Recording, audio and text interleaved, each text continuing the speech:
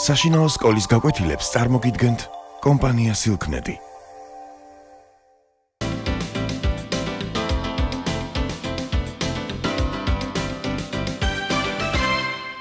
მოგესალმებით. ჩვენ ვისაუბრებთ ვაჟა-ფშაველას მოთხრობაზე შვილის ნუკრის ნაამბობი. როგორც სათაურიდანვე ჩანს, ამ მოთხრობაში შვილის ნუკრი თვითონვე გვიამბობს თავის თავგადასავალს. საზოგადოდ, ვაჟა-ფშაველამ თავის შემოქმედებაში ბუნება ძალიან დიდი სიყვარულით დახატა.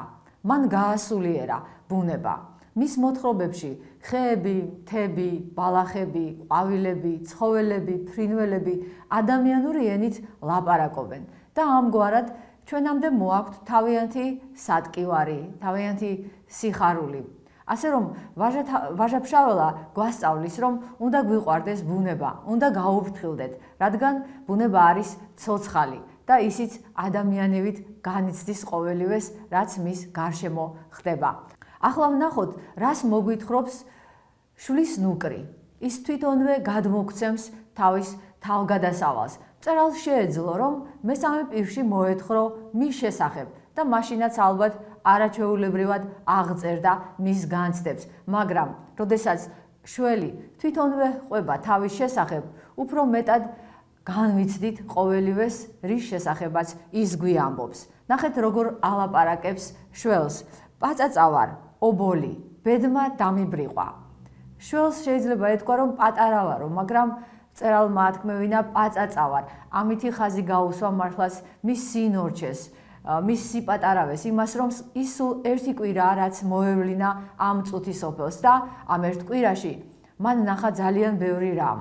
მან ნახა უპირველეს ყოვლისა საკუთარი დედის სიკვდილი. მან შეიცნო წუთის სოფლის ულმობლობა და სისასტიკე. მან დაინახა, რომ მას გარშემო უფრო მეტი მტერი ჰყავდა, ვიდრე მოკეთე. რა თქმა უნდა, ამ მოთხრობაში დაპირისპირებულია ერთმანეთთან ადამიანი და ბუნება და ვაჟა-ფშაველას კი ის სურს, რომ ადამიანს უყვარდეს ბუნება და აუცილებლად გაუფრთხილდეს, უპატრონოს მას.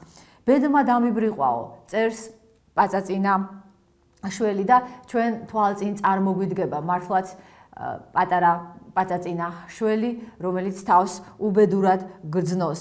ის გვიყვება თავისი ობლობის შესახებ. ტანზე მაცვია პატარა მოკლე ბეწვიანი თეთრი თვლებით მოწინწკლული ქათიბიო. ქათიბი საერთოდ ქალის ზემოთა ჩასაცმელია და აი ამგვარად წარმოგვიდგენს შველი თავის გარეგნობას. ჯერ ქები და კბილები არ ამომსვლია, ჩლიქებიც არ გამაგრებიაო. და მკითხველი წარმოიდგენს მართლა მის სინორჩეს და თუ როგორი თოთო არის ეს შველი, რომელიც როგორც გითხარით, ჯერ სულ ერთი კვირაა, რაც მოევლინა ამ წუთის სოფელს. შველი გადმოგცემს საკუთარ მარტოსულობას, რომ გზადაბნეული დადის და ისეთნაირად აღვიწერს ვაჟა-ფშაველა, რომ ჩვენ თვალწინ წარმოგვიდგება მართლაც იგი. აი მაგალითად როგორ ათქმევინებს, აი დახედეთ ჩემს სისხლიან ფეხსა. შვილის ნაამბობში გახსენებული არის წარსული და იხატება აწმყო და ყოველივეს შესახებ რომ მოგვითხრობს, რის შესახებაც მოგვითხრობს. მკითხოს ყოველივე თვალნათლივ წარმოუდგება. აი ახლაც, როდესაც ამბობს, რომ შეხედეთო ჩემს სისხლიან ფეხსო, თითქოს ჩვენ შევცქერით აი მის დასისხლიანებულ ფეხს და ის გვიხსნის თუ რატომ აქვს დასისხლიანებული. წყლის დასალევად რომ ჩავედი ხევში, მაშინ ვიტკინე და გული მიწუხს გულიო. რა თქმა უნდა, გრძნობთ, რომ პაწაწინა შველი არის უპატრონო, უმფარველო, მასზე არავინ არ ზრუნავს და სწორედ ამას განიცდის ის ყველაზე მეტად. საბრალო დედაჩემი, ამბობს ის, ნეტავი დედა მყოლო და მაშინ ხომ ასე უპატრონო და მიუსაფარი არ ვიქნებოდიო. ამიტომაც ის იხსენებს, რა თქმა უნდა, ძალიან დიდი სიყვარულით დედას, რომელიც ძუძუს აწოვებდა, უალერსებდა, უფრთხილდებოდა. და ახლა კიდე მთელი სამყარო თითქოს ბოროტი თვალებით შესცქერის მას და ცდილობს, რომ გაანადგუროს და მას კი გვერდით აღარავინ ყავს, ვინც დაიცავს და უპატრონებს. ამიტომაც არის, რომ ყველგან მტერი ელანდება. აქ ძალიან კარგად გვიყვება შველი, რომ ადრე მოწყდა, რა თქმა უნდა, დედის ძუძუს, მას ჯერ კიდევ დედის რძე უნდა ეწოვა და მის ნაცვლად ნამს წოვო, ასე ამბობს, რძის ნდომას იმითი ვიკლავ. აი ამ ნამით, რომელიც ბალახებზე არის. უპატრონო ვარ, სულ მეშინიან, კანკალებ, მუდამ დღეს სიკვდილს ველი და გზაარეული დავახეტებიო. ერთადერთი რა თქმა უნდა, მისი მშველელი არის ღმერთი, ამიტომაც მას ევედრება დაფარვას. განსაკუთრებით მნიშვნელოვანი ის არის, რომ როგორც ზემოთაც აღნიშნეთ, ის გარშემო სულ მტრებს ხედავს. ესე იგი, მოკეთე ძალიან იშვიათად გამოუჩნდება ხოლმე. მაგალითად, ველის პირას გავიდა და უცებ დაინახა, რომ უზარმაზარი ფრინველი ციდან მისკენ წამოვიდა. მან არც კი იცის ჯერ ამ ფრინველის სახელი, მაგრამ როგორც აგვიწერს, ჩვენ ხვდებით, რომ ეს მტაცებელი ფრინველი არის არწივი, რა თქმა უნდა, თავისი უზარმაზარი ლეგა ფრთებით, ლეგა ნაცრისფერს ნიშნავს, თავისი საშინელი ბასრი ნისკარტით და ფრინველი მისკენ მიიწევდა, მაგრამ შველმა როგორღაც მოახერხა, რომ გასხლტომოდა და თითქოს ჩვენც გრძნობთ და ჩაგვესმის მისი საშიშარი ფრთების წყლაშუნი, როდესაც ის მაყლოვანზე მხრებით დაენარცხება. შველმა ტყეს შეაფარა თავი, ამიტომაც ტყეს ძალიან დიდი სიყვარულით შესქერის და ის მიაჩნია თავის მეგობრად და თავის მფარველად, თავის მოკეთედ. ამიტომ ასეუბნება ტყეს, გენაცვალე ტყეო, შენ ბევრს შველი და ახლა მეც მიშველე და გადამარჩინეო. შველს მუდმივად წინად გრძნობა აქ იმისა, რომ სულ უნდა გამოჩდეს საიდანღაც მტერი, სულ უნდა დაემუქროს ის მტერი მის სიცოცხლეს და ამიტომაც არის, რომ როდესაც აი ამგვარი შიშით არის აკანკალებული, დედის სახება და დედის ხატება წარმოუდგება თვალწინ. რა თქმა უნდა, მისი მონაყოლი არ არის თანმიმდევრული, ის ისეთი პაწაწინა არის, ასე ვთქვათ, რომ რასაც განიცდის იმპულსურად, იმას გადმოგცემს. აი უცებ გვიყვება აწყო შესახებ და უცებ გადაინაცვლებს წარსულში და იხსენებს თუ როგორ დადიოდა დედასთან ერთად ტყე ველად, როგორ იძენდა გამოცდილებას, როგორ ასწავლიდა დედა რას უნდა მოფრთხილებოდა, სად უნდა ყოფილიყო უშიშრად, სად უნდა ყოფილიყო ფრთხილად და იხსენებს აი ამ დედასთან გატარებულ დღეებს, რა თქმა უნდა. დედამ განსაკუთრებით გააფრთხილა, რომ ადამიანებს მორიდებოდა. შველი გრძნობს თავს ტყვეობაში, ის არის შიშის ტყვეობაში და მას სურს, რა თქმა უნდა, თავისუფლება, სილაღე სურს, მაგრამ აი ამ ობლობამ მას მოუტანა სწორედ აი ამგვარი ტყვეობა, როდესაც ის თავისუფლად ვეღარ დანავარდობს. თავისუფლად არ შეუძლია წავიდეს და წამოვიდეს სადაც უნდა, რადგან სულ შიში ელანდება ირგვლივ, სულ მუდამ საფრთხეს ხედავს გარშემო. რა თქმა უნდა, მნიშვნელოვანია, რომ სწორედაც ადამიანს აღიქვამს ის უპირველეს მტრად, იმიტომ რომ სწორედ ადამიანმა მოუკლა მას დედა.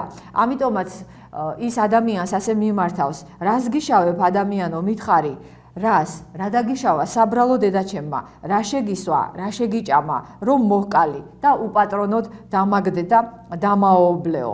ალბათ ადამიანები არ გრძნობენ იმას, თუ რას ტკივა ბუნებას და როგორი ცოცხალია ისიც და როგორ განიცდის ყოველივეს. რა თქმა უნდა, იმგვარი ადამიანები, რომლებიც ასე უსულგულოდ ეპყრობიან ბუნებას, ვერაფერსაც ვერ განიცდიან. მათთვის ბუნება არის მკვდარი. ეს არა მხოლოდ ამ მოთხრობაში წარმოაჩინა ვაჟა-ფშაველამ, არამედ სხვა მოთხრობებშიც, მაგალითად, როგორიც არის ია, თისწყარო, ფესვები, თანი მაღალნი, იმ მოთხრობებშიც გამოჩნდებიან ხოლმე შეუბრალებელი ადამიანები. და აქაც ჩვენ თვალწინ წარმოდგება ადამიანი გასისხლიანებული თვალებით. უპირველეს ყოვლისა მონადირე, რა თქმა უნდა, რომელიც იმის ცდაშია, რომ ნადირი დახოცოს და სულაც არ ენაღვლება თუ რას ისასტიკეთ ჩადის, ან როდესაც მოკლავს შველს, სულაც არ ფიქრობს იმაზე იქნებ, მას პაწაწინაშვილის ნუკრი დარჩა. ამიტომაც არის, რომ ამ ერთი კვირის განმავლობაში, რაც ცოცხალია შვილის ნუკრი, სულ მუდამ შიშს და საფრთხეს განიცდის. თუმცა აქ ძალიან საინტერესოდ ხატავს ვაჟა-ფშაველა, როგორი ლამაზი არის სიცოცხლე, როგორი ლამაზი არის ბუნება, როგორ ცდილობდა დედამისი, როდესაც ცოცხალი იყო, რომ შვილის ნუკრისთვის ეს სილამაზე ეჩვენებინა და მიუხედავად იმისა, რომ ეშინია, სულ კანკალებს, სულ ფრთხილად არის და სულ ყურებდაცქვეტილია, მაინც ამჩნევს, თქვათ, როგორ წყინავს ნამი, როდესაც მზე ამოდის, ან კიდევ რა ლამაზია ჩამავალი მზე, ან კიდევ როგორ იქცევიან ფრინველები, როდესაც წვიმა წამოვა ხოლმე. როგორც გითხარით, დედა სძენდა მას გარკვეულ ცხოვრებისეულ გამოცდილებას. მაგალითად, მან გააფრთხილა, რომ ჩხიკვს მორიდებოდა აუცილებლად, რადგან ჩხიკვს შეიძლება შვილის ხმაზე, შვილის ხმა გამოეცა, ამით მიეზიდა პაწაწინა და მისთვის თვალები დაეთხარა. მაგრამ დედამ ვერ მოასწრო, რომ სხვა ცხოველებისა თუ ფრინველების შესახებაც ეაბნა და გაეფრთხილებინა. აქ ძალიან მნიშვნელოვანია ერთი პატარა ეპიზოდი, რომელშიც წარმოჩენილია შემთხვევით როგორ ხვდება დედა-შვილი ადამიანებს, ესე იგი ისინიც არიან დედა-შვილნი და ბავშვი ძალიან დიდ ყურადღებას გამოიჩენს შვილის მიმართ, რომლის მხოლოდ თავს ხედავს ტყიდან გამოცქვეტილი ყურებით, ასე ვთქვათ, მხოლოდ თავი დაინახა. მაგრამ მაშინვე ძალიან დაინტერესდა, ჯერ მგელი ეგონა, შემდეგ დედამ დაამშვიდა, რომ ეს შვილის ნუკრი იყო და რატომღაც მოიწადინა მაშინვე ამ პაწაწინა ბავშვმა, რომ შველი დაეჭირა. დავიჭიროთ შენი ჭირიმეო, ეხვეწებოდა დედას, მაგრამ დედამ ასეთი რამ უთხრა: "ცოდოა შვილო, როგორ იქნება, განა მაგას არ ახყავს დედა, ხომ უნდა იტიროს იმან თავის შვილზედო." ასე რომ ეს დედა-შვილი და განსაკუთრებით დედა, რა თქმა უნდა, საოცარ სიყვარულს იჩენს აი ამ ბუნების მიმართ და შვილის მიმართ და თვითონ რადგან დედა მას აქვს აი ეს დედური გრძნობელობა და მან იცის, რომ შეიძლება იმ პატარა შვილს დედაც ყავდეს და რა თქმა უნდა შვილის დაჭერით დედას გული ეტკინება და მართლაც შემდეგ დედა-შვილი შენიშნავს დედა-შვილსაც. მიუხედავად იმისა, რომ თვითონ შვილის ნუკრი რაღაცნაირად სიყვარულით განიმსჭვალება ამ დედა-შვილის მიმართ, დედა მაინც აფრთხილებს, რომ ადამიანებს უნდა გაუფრთხილდეს და ეს მინდობა არ შეიძლება, იმიტომ რომ ისინი წავლენ და მონადირეებს ეტყვიან მათი ბინის შესახებ. მართლაც ერთ შვენიერ დღეს, როდესაც ნაწვიმარზე იყვნენ გამოსულსული, როდესაც ცამ გადაიქუხა და გადაიწმინდა ფერები და აქ ულამაზესად არის დახატული ბუნების ზეიმი, როგორ ჭიკჭიკებენ ჩიტები, როგორ დაფრთხიალობენ ისინი ტოტებში, როგორ დახტიან ცხოველები და ტკბებიან ბუნების სილამაზით და თითქოს აი სიცოცხლის ზეიმში არის ჩართული ყველა და მათ შორის დედა-შვილიც. მაგრამ უცებ გამოჩდება მონადირე. მანამდე ერთი საფრთხე კიდე შეემთხვა დედა-შვილს, როდესაც მათ დაინახეს მეცხვარე და მეცხვარე თავისი ცხრის ძაღლით. მეცხვარე სალამურს უკრავდა და ძალიან ტკბილად გაისმოდა მისი სალამურის ხმები. მეცხვარის სალამურის ხმებით ტკბებოდა მთელი ბუნება. და რა თქმა უნდა, ეს ყოველივე სასიამოვნო იყო შვილის ნუკრისთვისაც. მაგრამ ამ დროს მეცხვარის ძაღლმა შენიშნა ისინი და დედამ გადაწყვიტა, რომ შვილს გაფრთხილებოდა, რა თქმა უნდა, თვითონ გამოჩნდა და ძაღლი მას გამოეკიდა. შვილის ნუკრი კი შეიყუჟა ტყეში ბუჩქებში და გულის ფანცქალით ელოდა დედის დაბრუნებას. ჯერ მან ძაღლი დაინახა, რომელსაც წითელი ენა ჰქონდა გადმოგდებული და იფიქრა, რომ ეს ენა შეღებილი ჰქონდა სწორედ დედის სისხლით. მაგრამ ძალიან ჩქარა დედა გამოჩნდა და ყველაფერმა სიმშვიდის ფერი შეიძინა. თითქოს ყველაფერი ირგვლივ დამშვიდდა და ცხოვრება გადაიშალა მათ თვალწინ უამრავი საიდუმლოებით ახსავსე. და პაწაწინა შველი, რა თქმა უნდა, ცდილობდა, რომ ნელ-ნელა შეემეცნებინა ეს უთვალავფერიანი სამყარო, მაგრამ არ დასცალდა. ერთ შვენიერ დღეს მონადირემ დედა მოუკლა და ულამაზესი ფონად გასდევს, ასე ვთქვათ, ეს ნამიანი ბალახები, ნაწვიმარი მთები გადაწმენდილნი არიან და უფრო ლამაზად ბრწყინავს ირგვლივ ყოველივე და ამ დროს გაისმის ცის ჭექასავით თოფის ხმა. და აი ამ ნამიან ფერდობზე უცებ დაგორდება დაჭრილი დედა შვილის ნუკრისა. მონადირემ, რა თქმა უნდა, შენიშნა იგი და უსულგულოდ და სასტიკად გაიმეტა იგი სასიკვდილოდ. შვილის ნუკრი უყურებდა ამ ყოველივეს და აღწერს, როგორ დაეწია მონადირე დედამის, როგორ გამოსჭრა ყელი, როგორ გამოშაშხა ძუძუები, ნიშნავს, რომ გამოშიგნა ის ძუძუები, რომელთაც შვილის ნუკრი რძეს სწოვდა და რა თქმა უნდა, ჩვენც თითქოს თვალნათლივ ხედავთ ამ ყოველივეს და ძალიან განვიცით ამ სისასტიკეს. თითქოს მონაწილენი ხდებით აი ამ სისასტიკისა. და რა თქმა უნდა, საშინელებაა, რომ შვილის ნუკრმა დედის სიკვდილი თვითონ იხილა. რა თქმა უნდა, ეს მას არასოდეს არ დაავიწყდებოდა და დამღასავით ექნებოდა მთელი ცხოვრების განმავლობაში. და ეს პატარა მოთხრობა ასე მთავრდება: დავდივარ, შევტირი ხეებს, მთასა და კლდეებს, დავტირი წყალსა და ბალახს, მაგრამ ჩემთვის დედა არაჩნდება.